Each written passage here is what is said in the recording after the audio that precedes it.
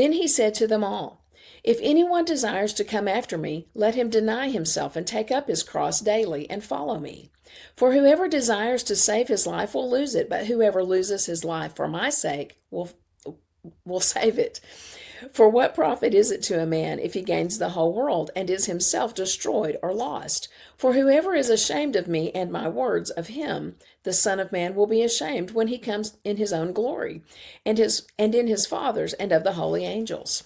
But I tell you truly, there are some standing here who shall not taste death till they see the kingdom of God."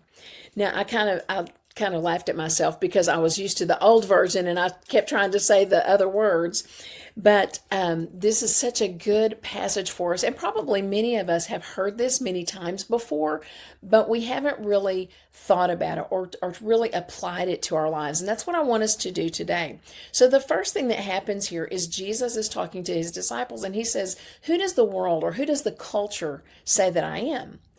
And they said, "Well, some say you're John the Baptist, and others think that you might be Elijah who's come back to life, or another old time prophet that's come back to life."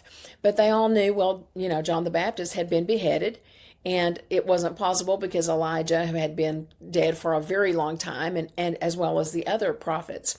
And so when Jesus says, "Who does the culture say that I am?"